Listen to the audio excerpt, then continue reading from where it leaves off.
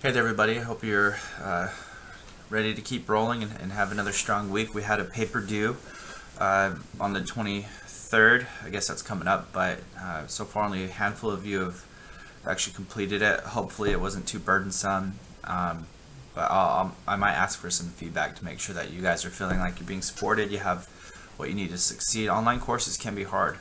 We don't have as much time to deep dive into the content, and in child development there are a lot of terminologies, and when you get weird assignments or papers that are a little different what you're used to, it can be a challenge. And so I try not to overwhelm you with all that. But with that said, I want to keep going. This week the topic is kind of getting into the mind of a preschool age child, and so I have a specific route in mind for that, which has to do with play. And then there's been some recent news with a monkey named Punch. So I'm going to apply that as well, or at least try to. We'll see. This week, I'm looking at another domain. I know we've already kind of talked about social emotional development, but I found a lecture that I've used in the past, and I've sort of borrowed from it a little bit just so that I can kind of get us into our segment for the assignment. So let's just get into this. Here we go. If I can click here. So I'll start with self-regulation. In my other course, we actually, as a lot of you are in there, we've sort of measured emotional regulation, how much control you have for yourself. And we can do that because at our age, or your age, you understand that you are unique, that you have your own emotions and control those things, and you are aware of your own feelings and your own temperament, your own personality, those kinds of things, because you've learned that over time. Whereas we take a younger child, they're still trying to figure out what self even means. They might have some ideas about who they are. I'm more like mom, or I'm more like dad, or male, female kind of things. Siblings impact, friends impact it. And it sort of dictates an understanding of what makes me a boy or what makes me a girl, those kinds of questions. And also this side, we'll talk about moral development just a little bit so you can kind of sense how children start to develop a sense. But first, self. You become self-aware at one point. One of my favorite tests that researchers have used to kind of figure out where we are when we're understanding that I am a unique individual, my own self, is the Rouge test. And it's really kind of interesting to watch is you put a mark on kids on their nose or on their forehead, and they'll start to look into the mirror and look behind the mirror, and they'll look around, and who is that in the person, right? Once they start to figure out that they have a mark on their head, they'll just wipe it off real quick, and that's just been one of those kind of fun tests you can run, and kids start to realize, oh, that's a reflection of me. The recognition of yourself in a picture, you can point them out, and kids will start doing that. But the debate can range about when children are able to recognize that they are their own individual person, and that maybe a sibling or a peer, a friend, or someone is their own individual person. And just because I see certain things or I think or feel certain things doesn't mean the other person does, and that is complicated thinking. That can start to take a little bit of time. Looks like my camera here is cutting my words off here, but this is what I just want you to understand, that the characteristics, emotions, feelings, beliefs that I have for myself, and that can also mismatch from what others think about myself. So this is something that we wrestle with. To get into regulation here a little bit, controlling your thoughts, controlling your behaviors, controlling your emotions. Very difficult to do when you are young, especially preschool age. Somebody steals a toy from you. Think of the rage, right? By age 2, children are spontaneously talking about their feelings. They're very short, communicated words usually. I'm mad, or I'm sad, or he made me cry, right? The responsibility is often on somebody else when you're 2, 3, 4. And eventually they start to get control of those emotions. Those secondary emotions are also fun Jealousy definitely happens in the preschool age range typically, where they'll start to be able to voice that they're upset, but they're having these new feelings. So jealousy is one of those that really doesn't start until around then. But usually from the time that they're walking, they can get upset from all kinds of things. Being hungry, losing something, can't reach something is another frustrator.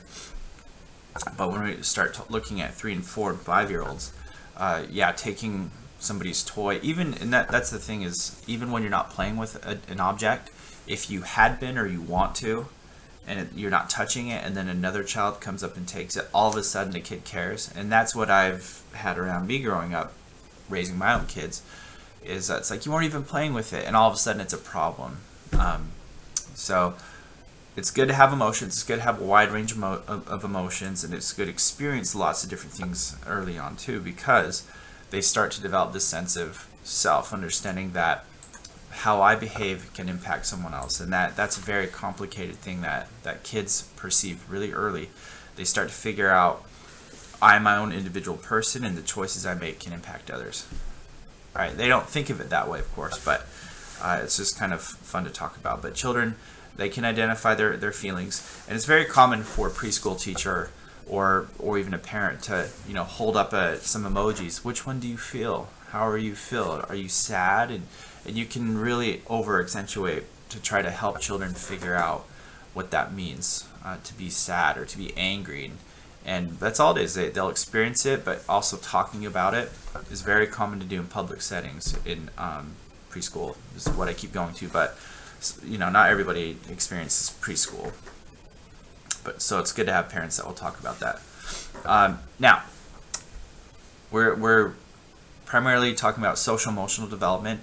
Part of that normative experience in understanding social cues, social behaviors, cultural cues, cultural behaviors,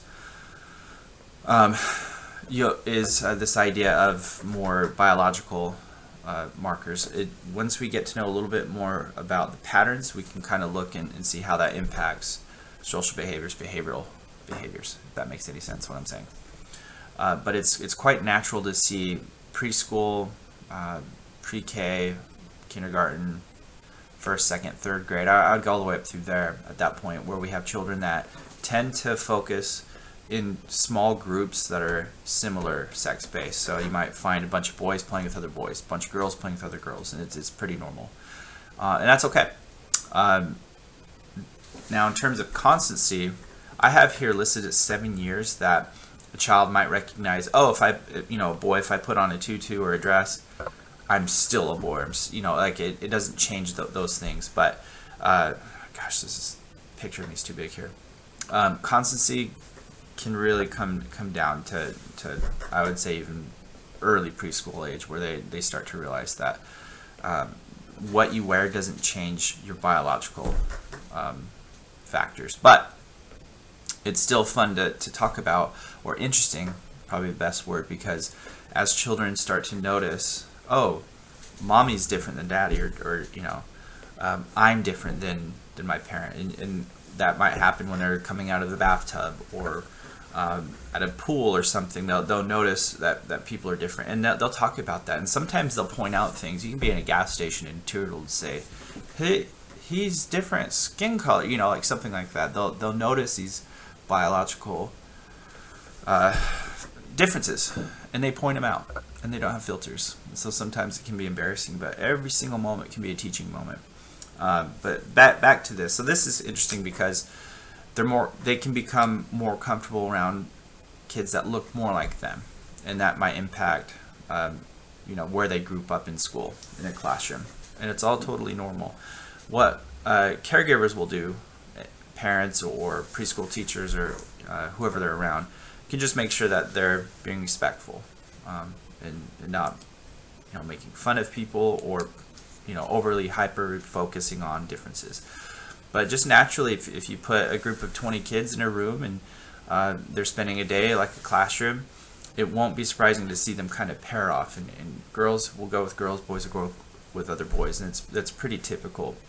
But I do like to include this slide just so you can see that there are different age groups where you start to realize sexual identity, I'm different. physically. There's something different with me with this other girl.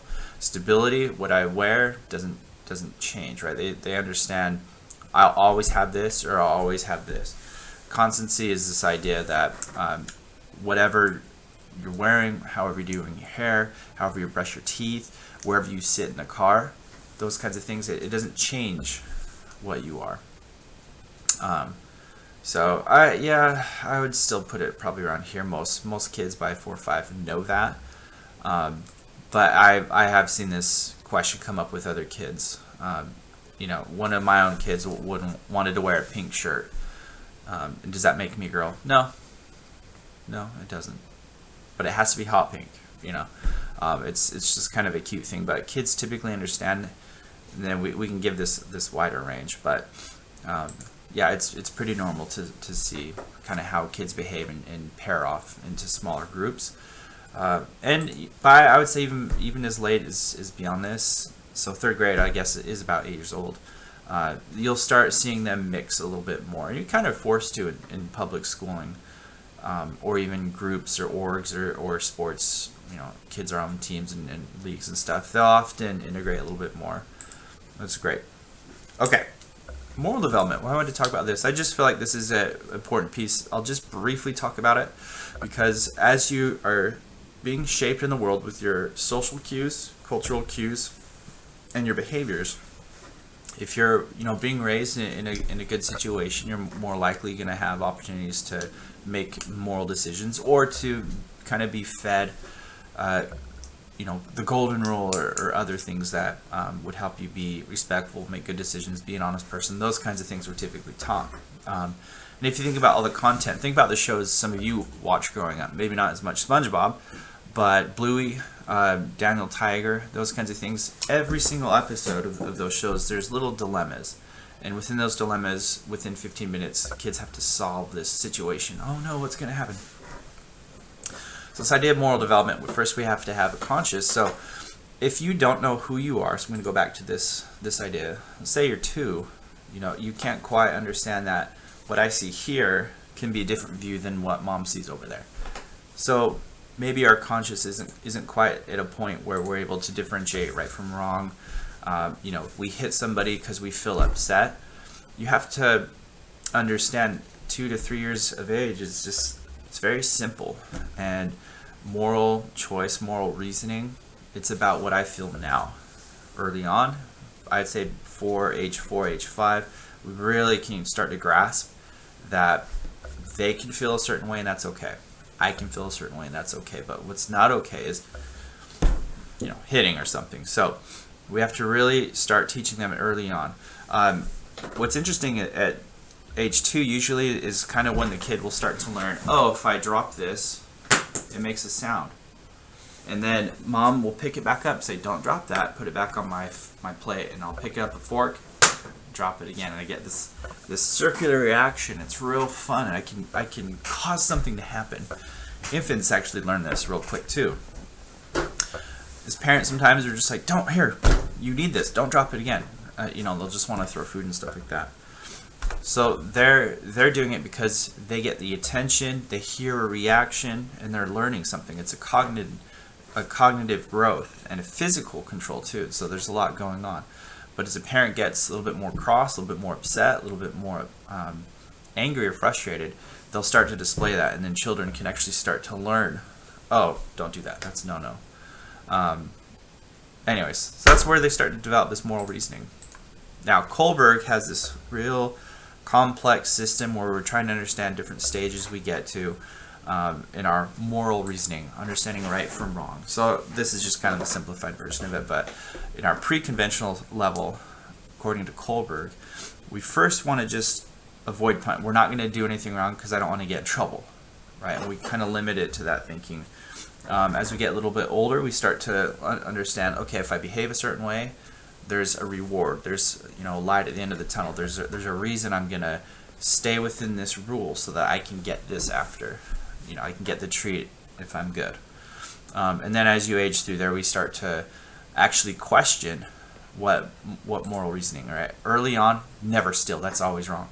But then you start to get this conventional stage where kids will start, well, if you're being overcharged for medicine and it would save your life, you probably have to steal it if it's too expensive, right? They start to question.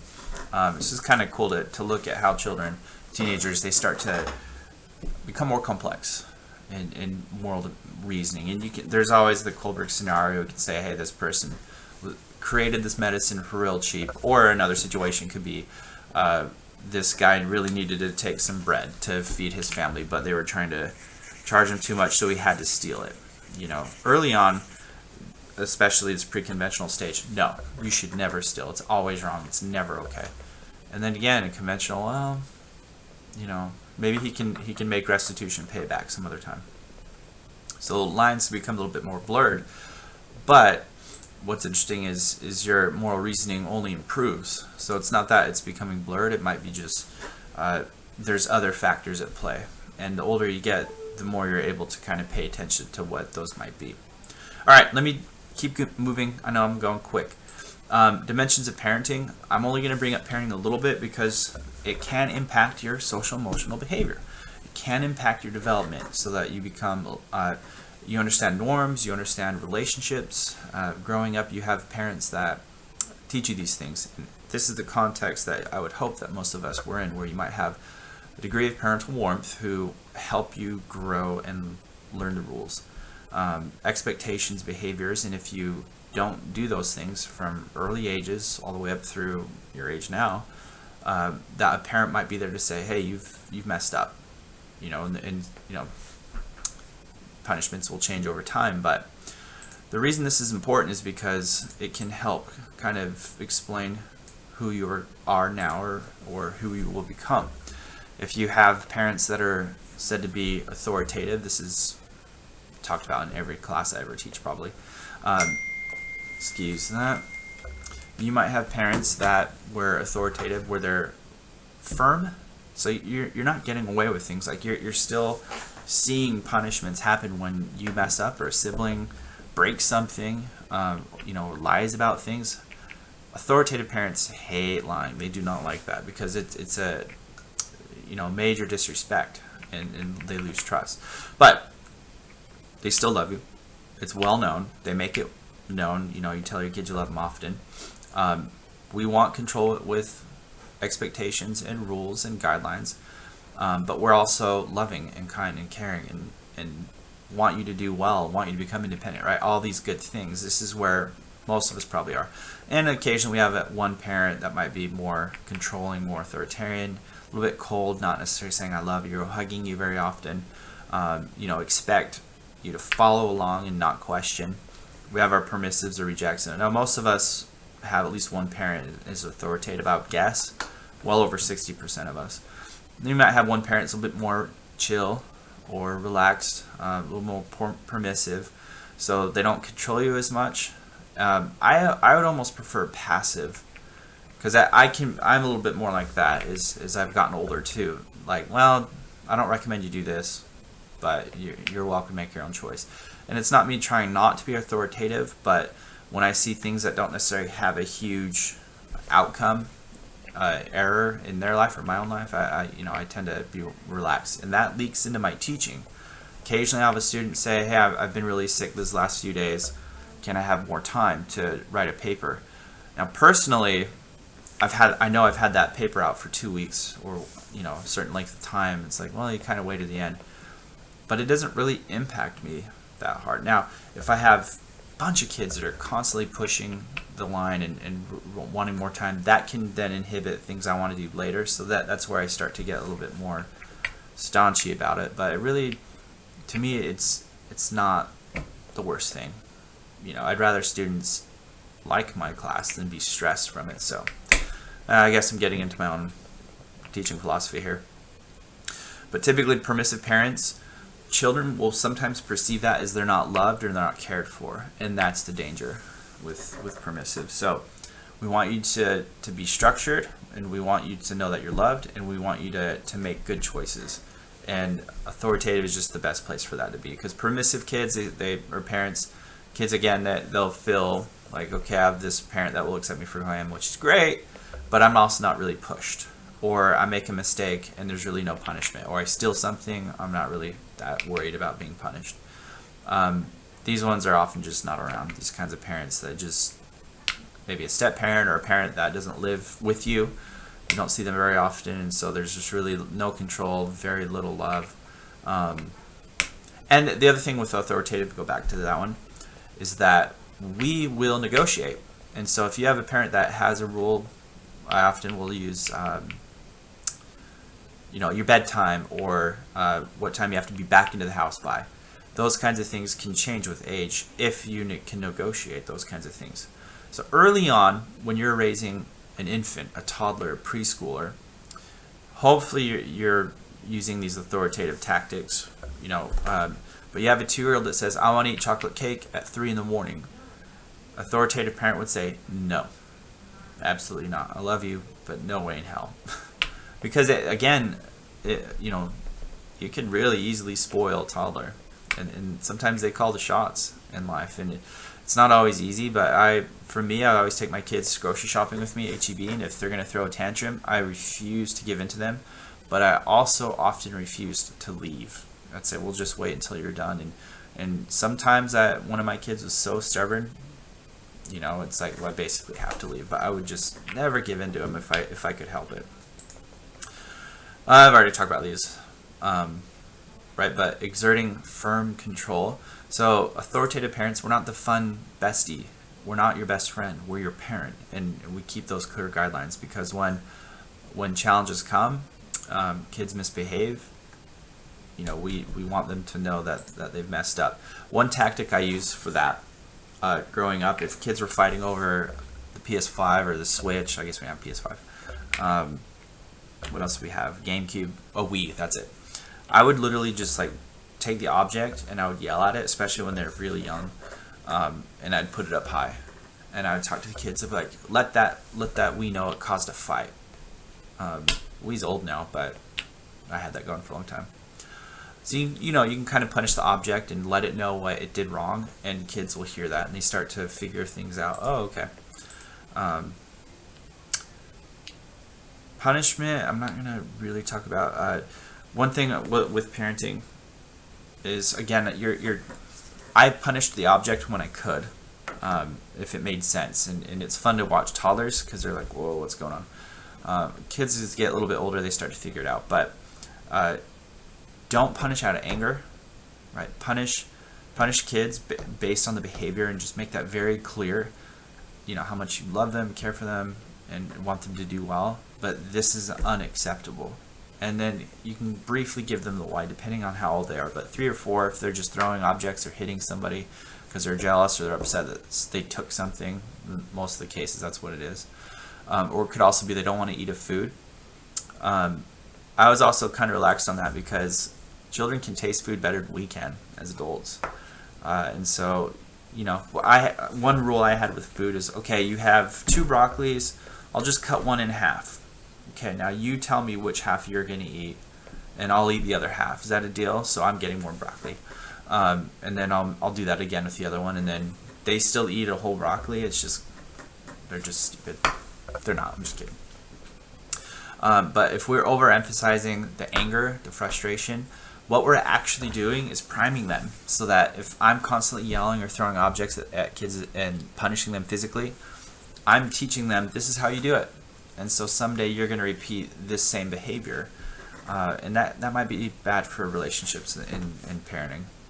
So try to punish the behavior rather than the child. And I let them know. I don't do the guilt thing like I think my in-laws did with my wife. It's like, we're so disappointed in you. I try to limit that. I just say, this thing that happened, I really don't like. That made me feel disrespected, stuff like that, and put it on the object or the behavior. But it's, again, that's parenting. I'm getting into parenting a lot. I kind of mentioned this already, that kids will tend to pair off into their groups. You'll see this in parks, play places, preschools, where they'll associate with others of the same sex, and it's totally normal. And there's all kinds of danger opportunities where you can get kids to mix and mingle, and that's fine, and they'll do great. But it's sometimes just a comfort thing, and I would just let it go. So moving into this development, so I'm talking about play, and there are several different types of play. This is organized from a study from the 20s, I believe, but basically a researcher came up with, this is too large, well, whatever, 7 different types of play.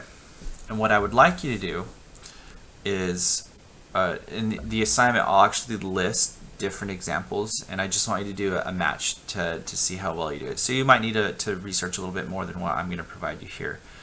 But each of these types of play are completely normal, and it's important that kids have opportunities to socialize in all kinds of things. I don't believe in constantly having, requiring kids to play in sports programs or after school programs, extracurriculars.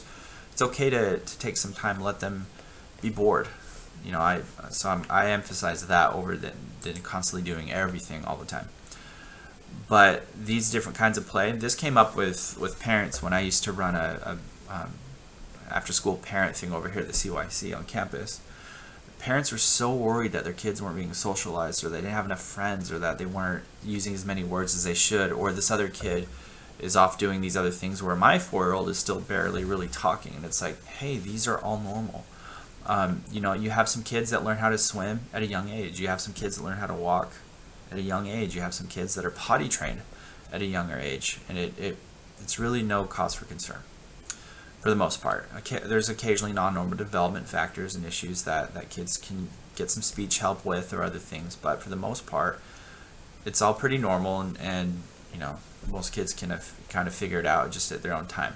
So unoccupied is what it looks like, that we have a child here that's just chilling. There's really no organized play being observed.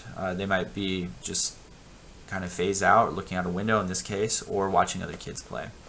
Onlooker as well, that's more specific, where they want to be involved and they're watching kids play, but they stay on the sideline, and there could be a couple reasons for that. Both are normal. Onlooker tend to be more daydreamy, unoccupied tend to be the ones that are just kind of drifting in and out of consciousness, it looks like. But I like that because both of these groups of play, they're telling you what your personality. Onlooker might really want to go play, but they're waiting to be invited, and so those kids might be a little bit more shy, whereas our onlooker or unoccupied could be just thinking about other things, and there could be a good thing depending on what their situation at home is like. Solitary, these are kids that just want to play alone, and they're very imaginative, like unoccupied might be, and they're engaged and they're smart often, but they might not have as much exposure at home. They might be an only child. They might be a little bit more shy, kind of like the onlooker, and eventually they might pair up as well, funny enough. All right, parallel play, where you're actually interacting on the same, you're doing the same activity, but you're not interacting. There we go. And we'll see this a lot, where kids, they'll come and they'll see somebody doing something and they'll just go and mimic it or join it, but they're not really talking to each other. They're not engaging much. If they're sharing crayons, it might force you to a little bit, but you see this with building blocks too, not just coloring things. So really anything. And sometimes parents will say, "Go play with those kids." So if they're more one of these 3 where they don't really want to, but they're forced to, they'll go and do parallel play. And that's why I emphasize to parents, you don't have to force your kids. Go to the park, let them warm up. They might observe for a while, they might just play on their own for a while, but eventually kids make up games. So one quick example, I need a blank piece of paper, I don't have one. Just the other night, I have 4 boys. There was a blanket on the ground, a big queen size blanket, one of our old ones. They laid it on the ground, they lined up in 4 corners. I can't remember what they call it, smash or something. And then they asked me to do a count, and I'd say 3, 2, 1, and then they would all have these preset directions they decided to go, and if they chose the same one, they would have to crash into each other really hard. And they're playing in this area where there's kitchen, dining table, couch, another table. It's just these idiots are gonna get hurt. A game they totally made up on the spot. Kids will do that at parks, play areas, recess, using their imagination, using their creativity. That's all social emotional development. Let them do that.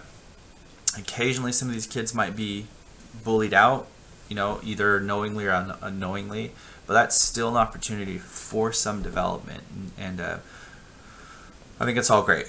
Let your kids fall into these on occasion and encourage them to associate, encourage them to cooperate. So associative, cooperative, player, I mean, these are all pretty clear what they sound like, but essentially working together.